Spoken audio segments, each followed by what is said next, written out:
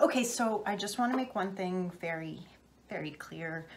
I don't really play anymore, but I promise you I was actually really, really good at some point. And I can get it back. I just need to practice. I mean, I practiced for this, but like more. Okay, you know what? This was dumb. Never mind.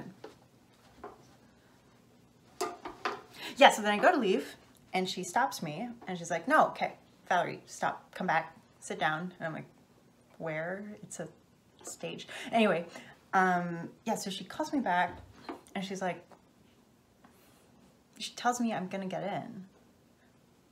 And like, what? How? Like, why? I mean, you heard that. Yeah. No, she's like, you are absolutely gonna get in, but what do you want to do here?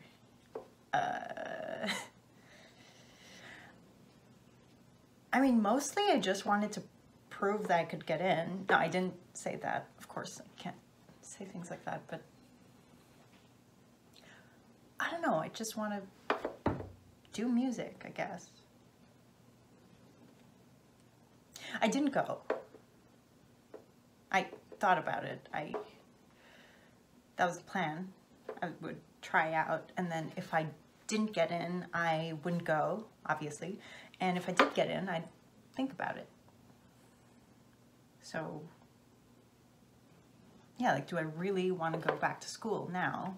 And, you know, because I have to remember that it's every day, and it's for, what, 4 years? And, yeah, okay, maybe I want it now, but am I really going to want it every day for the next 4 years? And no, I'm not. Like, I don't. But yeah, mostly I just wanted to see if I could get in, and I can. So now we know. I mean, I already knew that, but yeah, okay, it wasn't good. It was perfectly average. It could have gone either way. Hey, check this out. Is that not the most beautiful thing you've ever heard in your whole entire life?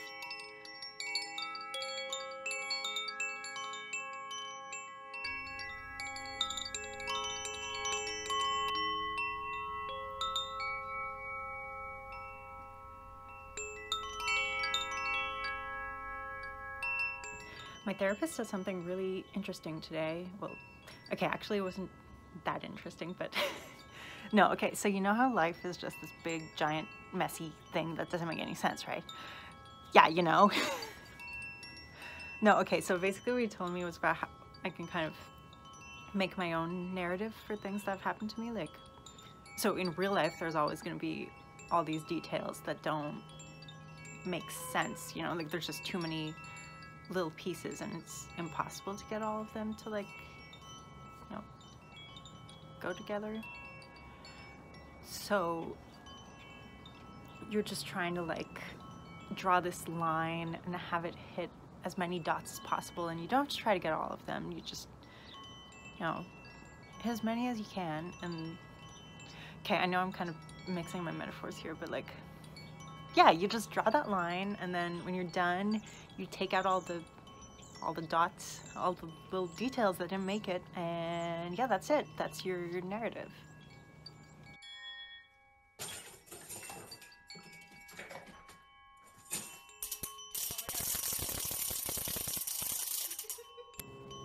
And the second he said that, I was like, yes, okay, that's good. I can use that. I can, you know, I can do it for you right now. I can, just hang on. I got this.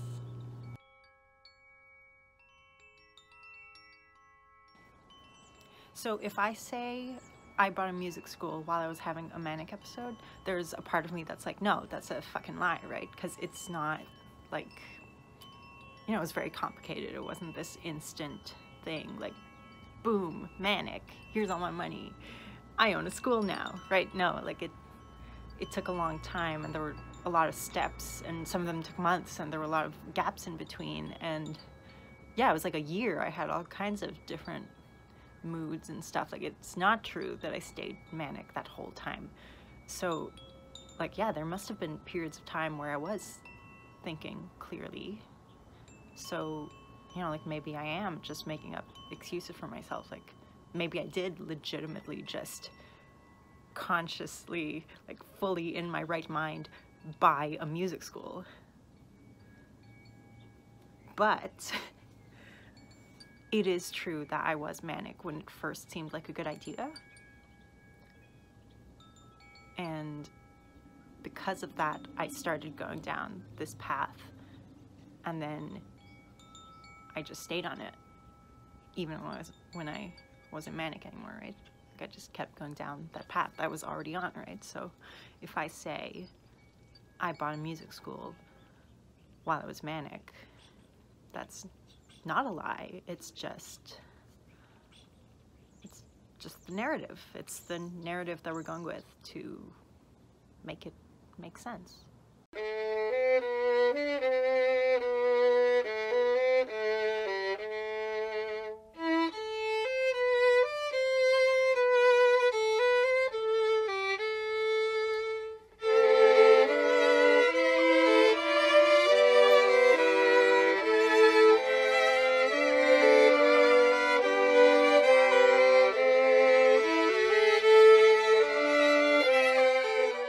So I have this really vague memory of my violin teacher saying that you can clean out the inside of your violin with rice. So yeah, let's get some rice in this boy.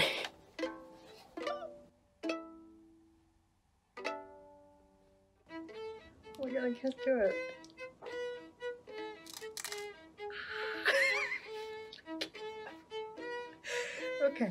Okay, she's ready. Come on. Oh my god. Alright, yeah, it's in there. Okay. I don't know how much rice I need.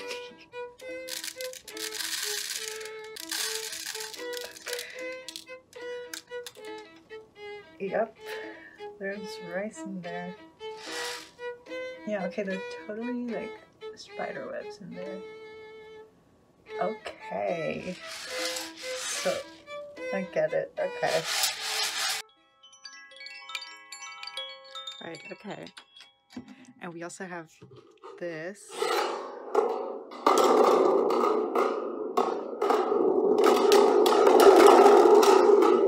And we call this one the thunder machine. It's so loud.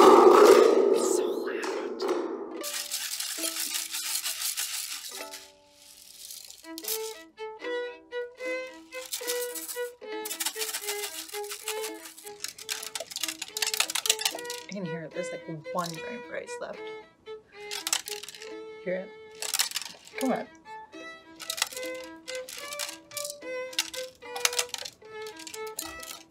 I fell out. No, there's another one. There were two?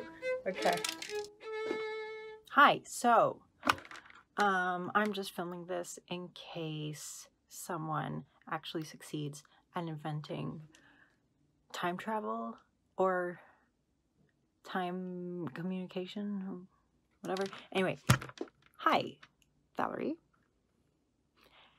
It's me, Valerie, from the future, and I just happen to be adorned with the knowledge that you are maybe thinking of maybe buying a music school. So I'm just here from the future to tell you, don't. Yeah, don't buy school kids. This has been a PSA. Okay, bye. All right, we did it.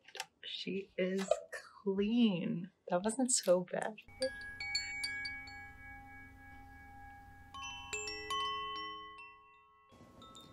So I just dreamt that Isabel fucking died. So I was the sole owner of the school and I declared bankruptcy. And I was just super calm the entire time. Like, that was the weirdest part of it, was how calm I was. Like, it wasn't even a bad dream or anything. It was just super weird.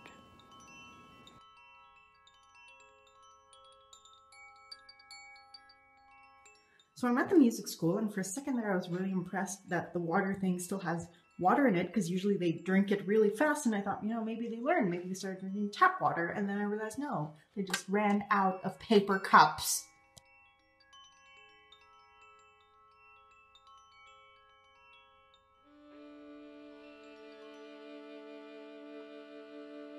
So I would just like get on a bus and ride it for a bit, and then randomly get off at a stop, and then I'd walk around for a bit and find another bus stop where a night bus would pass, and then I'd wait for the next bus, and then I'd ride it for a bit and randomly get off somewhere, and just like keep doing that all night. And then I'd go home at like 6 a.m. and sleep all day, and then I'd do it all again the next night.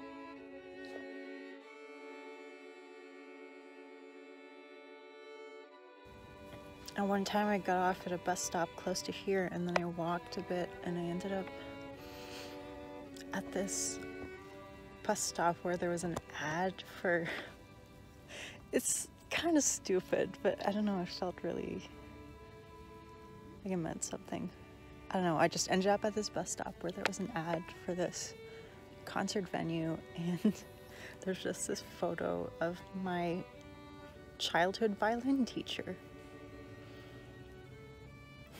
because she was gonna play a show there, and I just looked at her, and like she was just so beautiful, and I was just like so proud of her for still having a music career. Like, that's really not surprising at all, because like that was her job even back when I knew her, right?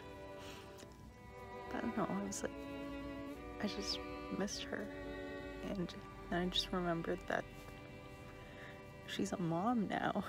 Like, she has a kid, and she's gonna be such a good mom.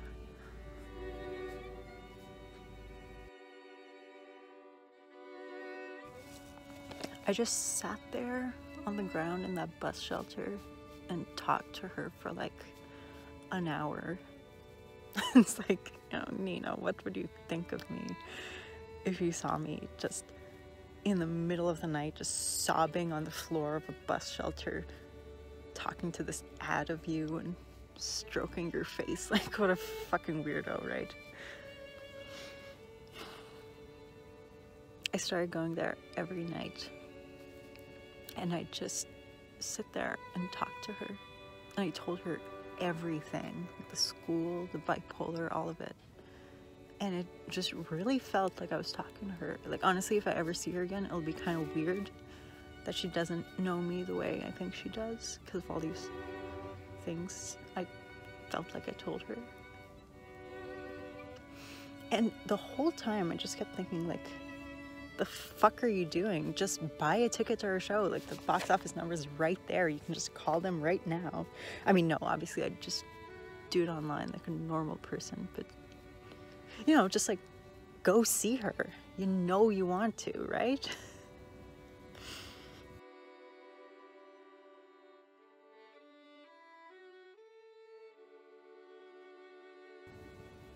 And then one night she was gone.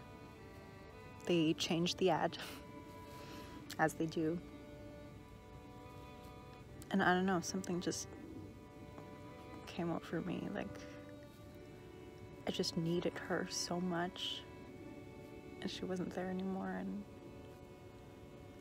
I don't know, I knew it was over. I couldn't do it anymore. I just wanted out.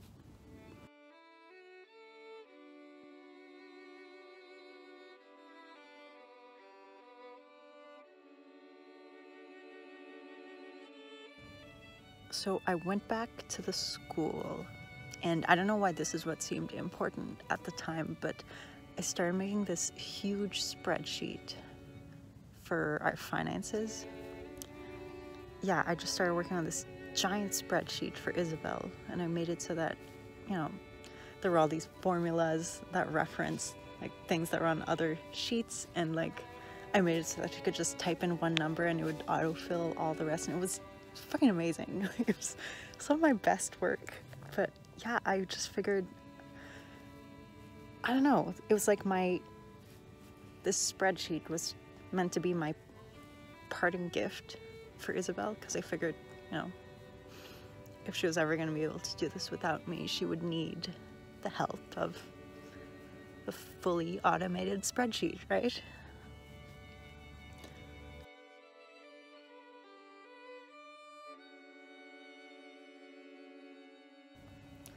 So I worked on that spreadsheet for 3 whole nights. And then when I was done, I just took this big post-it note and I just wrote, "Good luck, and I'm so sorry, Valerie." And then I wrapped it around our business debit card and I put it in the cash box. And then I left, but then, like, I was just on this bus and I realized, oh crap, like, she's not gonna be able to use it, right? Like, my name is on all our accounts. She won't be able to use that card if I'm dead, right? So, like, I don't know, I just realized that, and then I went back to get the debit card. And then the next day I checked myself in.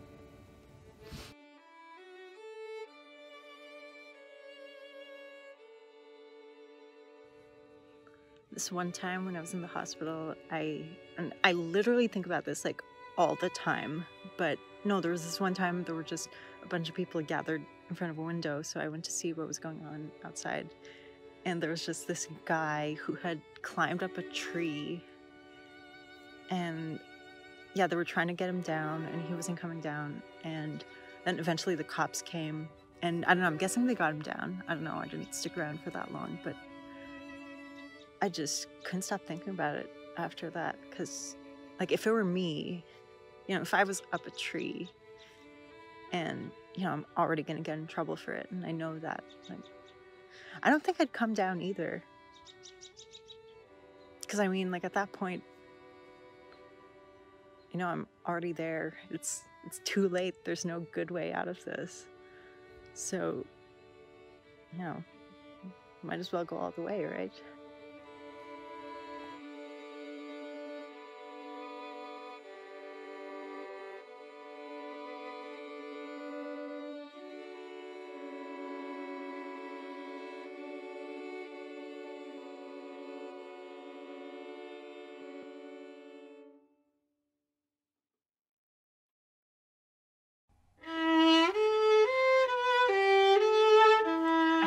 Job interview to be a violin teacher, and it was going really well. Like, this lady was talking to me as if I already had the job. So, like, she was showing me around, like, well, here's the classroom you'd have, here's the little lunch area, whatever. But then she took me to meet the actual manager, and I mean, I'm a little confused as to who she was or why she was interviewing me in the first place, but no, like, this guy, he did not want me. Like, that was pretty clear. But then he went through all the normal questions, and then he asked me if I was okay with autistic people, which then I was like, oh, okay. A little clumsy, but all right, valid question, I guess, maybe. So yeah, I told him, like, sure, I've had a student who had autism, and yeah, just one, and no, they're not all gonna be like him. I know that, you know, everyone's different, but yes, I'm absolutely okay with them because I'm not an ableist asshole, right? No, I didn't say that. But then he asked if oh my god, I hate this so much. He asked me if, I can't even say it, it's so bad.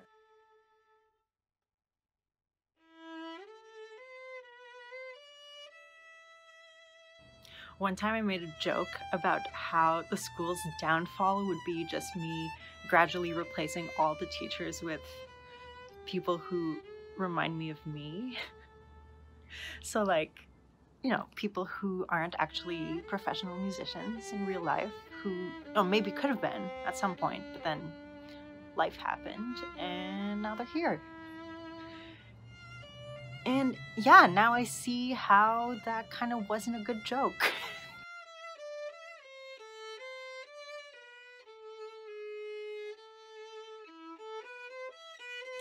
Then he asked me if I was okay with people of different ethnicities. Like, how do you go there? Like, what? And no, it was worse than that. He didn't even say it like that. This was all in French, by the way, and I think what he said was like, est-ce que t'es correct avec les... I'm so sorry. Like, he said, est-ce que t'es correct avec les ethnies? Are you okay with the ethnics? Ah! Can't believe this guy. And no, like, I really just wanted to go like, yeah, of course I am. Are you? And then I didn't even get the job.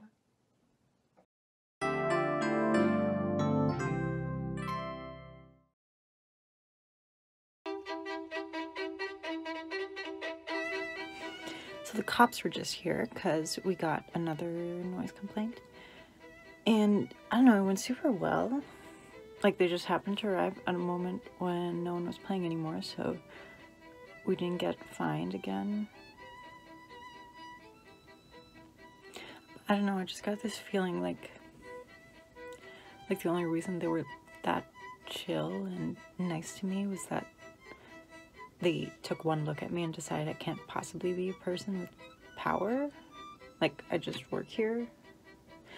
So I don't know, it worked out for me, right? I don't know.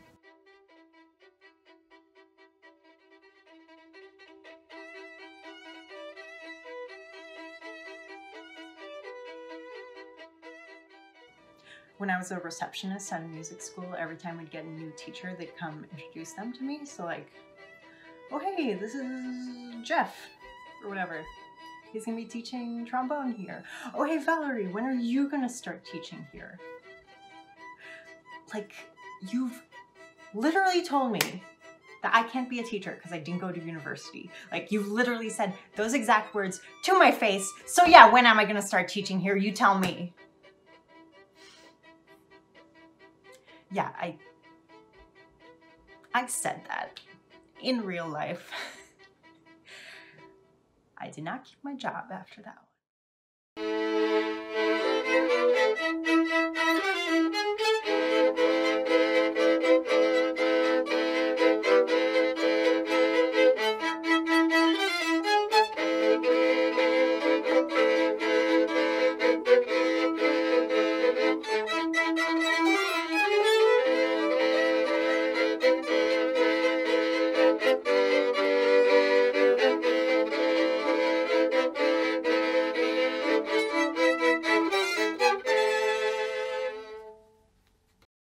I used to sub for Isabel when she had like gigs and stuff.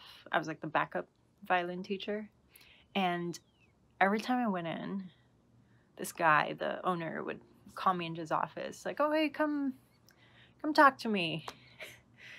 And then he'd just tell me like, fucking, oh, hey, Valerie, it's so great that you're here. Thank you so much for helping us out with these classes, and I think you're so great. Oh, also look at this giant TV I have in the corner. And oh, look at all these cool channels I bought for my giant TV in the corner.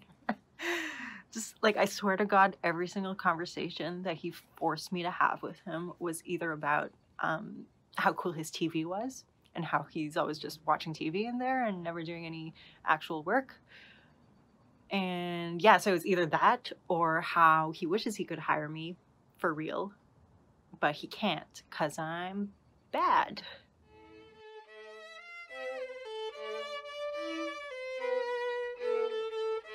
I mean, like, it makes sense in a way that when he retired, I immediately jumped on that and was like, hey, so I'm not good enough to be a teacher. Well, joke's on you. I'm gonna own the damn place.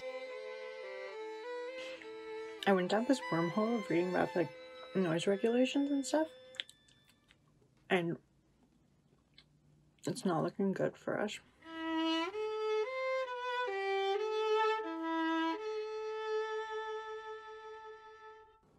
I don't want to be a violin teacher anymore. I really don't. Like, I think I just wanted it out of spite, just because everyone kept telling me that I can't. And yeah, maybe I can't, but that's okay, because I don't want it anymore. I know I sound like I'm lying, but no, like I don't want, like, if someone were to offer me a violin teaching job right now, I would actually say no. Because I don't know, I have like this fear. I don't know, I'm scared that like a student could remember something I say, like not even something bad, or it doesn't have to be like a big life lesson or anything. Just I'm just scared that they could remember like literally anything I say. I don't know. Like, I'm even worried about the students I did have back when I was teaching. Like, is there someone out there going through life right now who has to live with this memory of something that I said to them? And that, like, I didn't even necessarily know I was teaching. And yeah, I just, like, didn't know at the time that I'd stay with them forever in that way. And I don't know, is that not terrifying to anyone else? Hello, friends. So, my music school is closing. So, can I interest you in a $5,000 piano?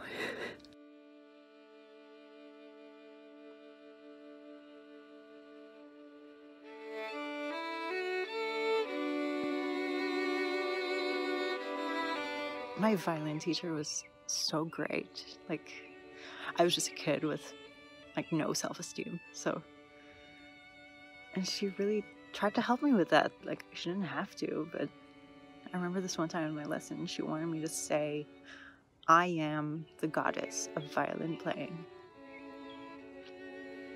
And yeah, no, she was like, "You don't have to believe it. I just want you to say the words." And I really tried, but I couldn't do it. Like, I just couldn't say those words. They just wouldn't come out of me. And like, I remember right before I bought the school, I was thinking about that, and like, I was like, what the fuck? Like, yes, I am the goddess of violin playing. How did I not know that? And yeah, that's mania for you.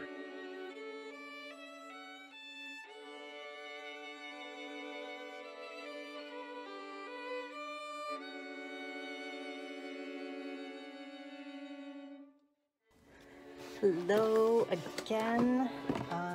So I have this $1,500 piano for sale. And just to be clear, this is a different piano than the last one. So if you want the $5,000 one, that is also still on the table. And I also have like this guitar and a bunch of music books and, you know, just all kinds of music stuff for your music needs. And also like boxes full of cables and a shit ton of coffee filters for some reason. So yeah, buy stuff from me. Anyway, okay, that's it. Bye.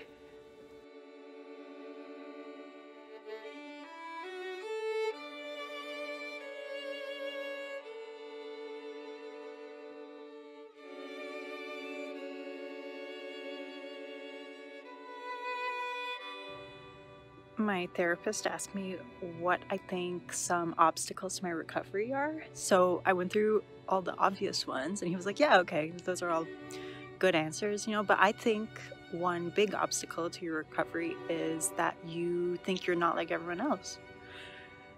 And my immediate reaction was, well, I'm not.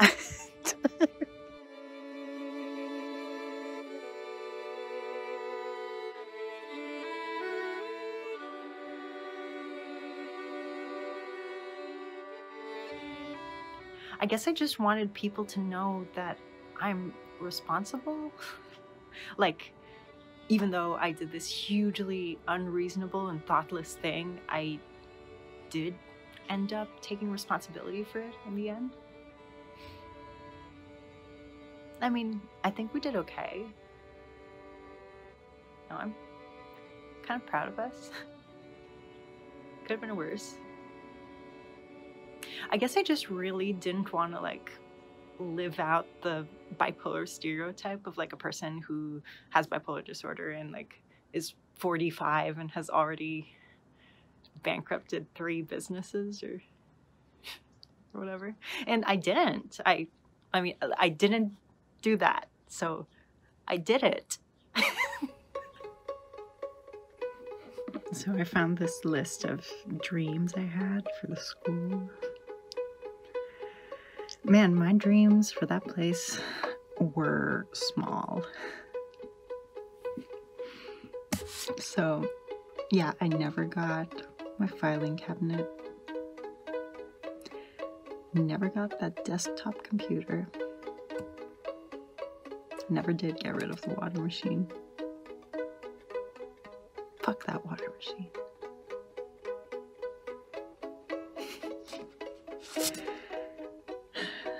But I got my reusable cups.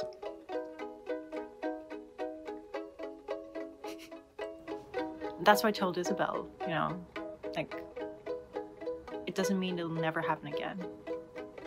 I think we can both agree that we skipped a few steps to get there, right?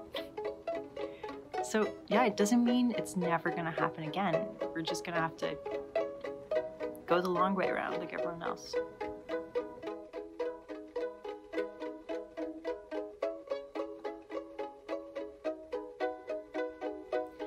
I know there's nothing I've gone through that nobody else hasn't also gone through. Like, I know that's statistically impossible.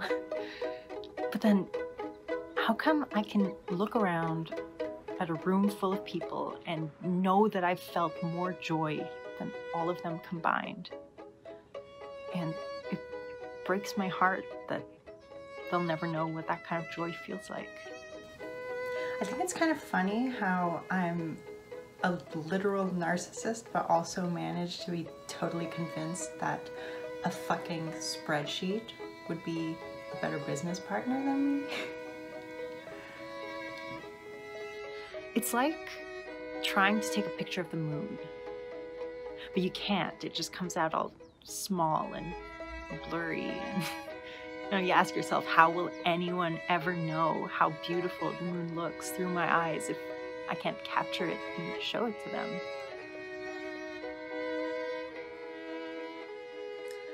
It was a really good spreadsheet, though.